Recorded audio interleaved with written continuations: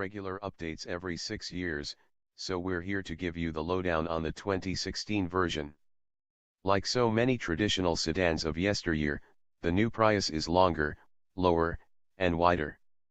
The length increase is 2.3 inches while the other two change by only 0.6 inch, but the net effect is to give the 16 Prius a sleeker and slightly more athletic stance. While the overall profile retains the wedgy teardrop look that began with the 2004 second-generation Prius, the body panels have a few more creases and bulges to provide more visual interest. LED headlights and taillights are both smaller and more distinctive than the current models, and the hood line dips markedly lower. Feel the TNGA. This closer to the pavement impression is more than cosmetic, because the new model has a 1-inch lower center of gravity, thanks to the new TNGA, Toyota New Global Architecture, platform, which uses more high-strength steel and provides 60% greater torsional rigidity. With this platform, the Prius also gets a multi-link rear suspension, which is heavier than the previous torsion beam but provides more favorable suspension geometry, for better handling. This heavier suspension, along with the relocation of the hybrid battery from the trunk area to below the rear seat, probably accounts for most of the center of gravity reduction. Passenger volume is fractionally smaller than before, but trunk space has grown from 22 to 25 cubic feet and even more in some versions.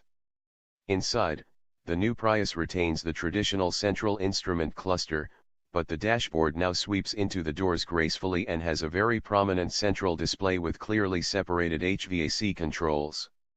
However, the top of the dashboard is still hard plastic with a softish coating. Of course, with a Prius, the emphasis is always on efficiency, achieved with its high-tech powertrain.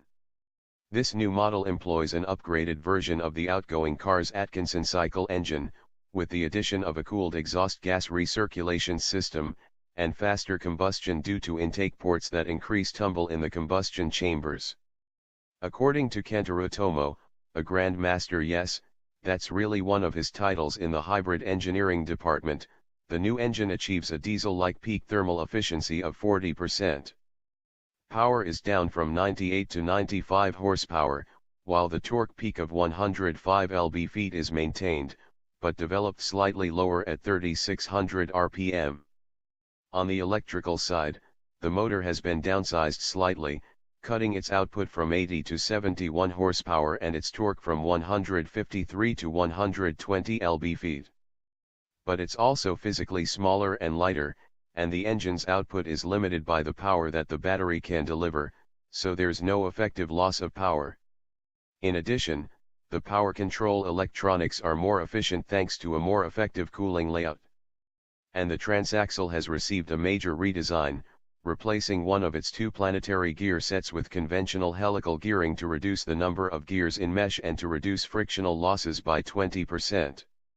Total system output is rated at 121 horsepower, but that's using a new method of measurement that's not consistent with the previous model's rating of 134 horsepower. Tomo said that power is probably down slightly but that performance is expected to remain the same due to the improved low-end torque. Top speed is again governed at 112 mph.